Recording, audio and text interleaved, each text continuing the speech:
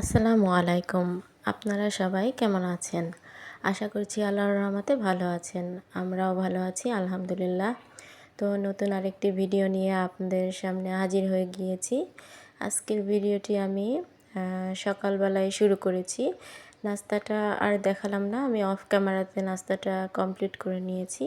আজকে আমি রান্নাবান্না থেকেই শুরু করেছি। তো প্লিজ আপুরা যারা আমার চ্যানেলে আজকে নতুন এসেছেন অবশ্যই আমার চ্যানেলটি সাবস্ক্রাইব করে আমার পাশে থাকবেন এবং যারা অলরেডি এই কাজটি করে ফেলেছেন তাদেরকে জানাই আন্তরিক শুভেচ্ছা। আর আপুরা প্লিজ একটা লাইক দিয়ে আমার ভিডিওটি দেখবেন। আপনাদের একটা লাইক আমার ভিডিওটি অনেকের কাছে পৌঁছে দিতে সাহায্য করবে। তো ফ্রিজের কাছে গিয়ে একটু চিন্তা ভাবনা করে নিলাম যে আজকে কি রান্না করব। তো দেখলাম যে ফ্রিজে শাক আছে। গতকালকে আপনাদের ভাইয়া কিছু পালং শাক এনেছিল। তো চিন্তা করেছি যে পালং শাক দিয়ে আর গুঁড়ো চিংড়ি মাছ আছে, সেই চিংড়ি মাছ দিয়ে আজকে রান্না করে নিব। আর আমি একটু বেগুন ভেজে নিয়ে তারপরে মশলা কষিয়ে সেটা ভুনা করব। আর কিছু মুরগির মাংস আছে, সেটা একটু আলু দিয়ে রান্না করব আর কি। তো এই যে আমি শাকটা চড়িয়ে দিয়েছি, দেখতে পাচ্ছেন আপনারা। আমার কাছে তো শাক খেতে ভীষণ ভালো লাগে, জানি না আপনাদের কাছে কেমন লাগে। তাই প্রায় সময় আমি লাল শাক এবং পালং শাক এনে থাকি বাসায়। শীত অলরেডি চলে গিয়েছে, তো শীতের মধ্যে আমি অনেক কাজই করে ফেলেছি ইম্পর্টেন্ট, কিন্তু আমি সেগুলো ভিডিও করে রাখতে পারিনি।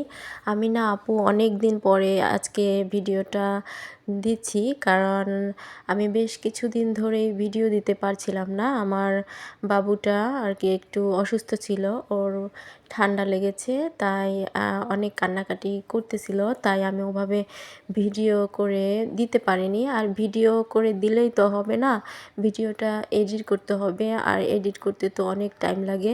তো আমি ওভাবে পেরে উঠিনি, তাই দেখা যাচ্ছে যে অনেক দিন ধরেই আমার ভিডিও দেওয়া হয়নি। কিন্তু ইনশাআল্লাহ আশা করি যে এটা আর কি আমি শীঘ্রই পারবো। আমার তো ইচ্ছে করে হয়তো প্রতিদিন বা একদিন পর পর বা নিয়মিত একটু ভিডিও দিতে, কিন্তু আমি সেটা এখন পেরে উঠতে পারতেছি না। কিন্তু হাল ছাড়বো না, ইনশাল্লাহ আমি চালিয়ে যাব, পারবো, আপনারা যদি আমাকে একটু সাপোর্ট করেন। যাই হোক, তো যা বলতেছিলাম যে শীতের অনেক কাজই আমি করে ফেলেছি, সেটা আর দেখাতে পারলাম না। তো প্রতিদিনই তো অনেক কাজ থাকে, সেগুলোই আমি দেখাবো। যারা লাইফস্টাইল ভিডিও এবং ব্লগ দেখতে পছন্দ করেন, কাজকর্ম, রান্নাবান্না, ঘর গোছানো, তারা আশা করি আজকের ভিডিওটি আপনাদের কাছে খুবই ভালো লাগবে। তো এই যে আমি মাংসটার জন্য মশলাটা চড়িয়ে দিয়েছি। আসলে রান্না করতে করতে হঠাৎ করে দেখলাম যে মরিচের গুঁড়ো শেষ হয়ে গিয়েছে, কিন্তু আপনাদের ভাইয়া এনে দিয়েছিল আর কি, তার অফিসের ব্যাগে ছিল, সে আমাকে বলেছিল। তার এবং আমার কারো মনে ছিল না যে সেটা ব্যাগ থেকে নামাবো। তো তাই দেখা যাচ্ছে যে পরদিনও সে সেইভাবে ব্যাগের মধ্যে করেই নিয়ে গিয়েছিল। এখন মরিচ ছাড়া তো ওভাবে রান্না করা যায় না। আর বাসায় শুকনো মরিচ ছিল, তো সেটা আমি ব্লেন্ডার করে নিয়ে তারপরে আমি এই যে রান্নাটা করেছি, সেই কথাটাও আপনাদের সাথে আমি একটু শেয়ার করে নিলাম। যে অনেক আপুরা আছে যে ঘরে ইম্পর্টেন্ট কিছু না থাকলে ভাইয়াদের সাথে চিল্লাচিল্লি করে, রাগারাগি করে, কিন্তু আমি এটা করি না। কিছু একটা না থাকলে আমি অন্যভাবে হোক সেটা আর কি মানিয়ে নেই বা ম্যানেজ করে নেই, কারণ তারাও তো পুরুষ মানুষ, তারা বাহিরে কাজ করে, তাদেরও তো কষ্ট হয়। এটা যদি আমরা নারীরা না বুঝি তাহলে তো হবে না। যাই হোক, এই যে আমি বেগুনটা ভাজা বসিয়ে দিয়েছি। আজকে আমি বেগুনটা খুব সুন্দর করে ভেজে নিয়ে একটু রান্না করব। এটা আমাদের গ্রামের বাড়িতে রান্না করে, বরিশাল আমাদের গ্রামের বাড়ি। জানি না কোন অঞ্চলে কিভাবে বেগুনটা রান্না করে। তো আমাদের দেশের বাড়িতে আর কি বরিশালে এভাবে বেগুনটা ভেজে নিয়ে পরে মশলা কষিয়ে ভুনা করে।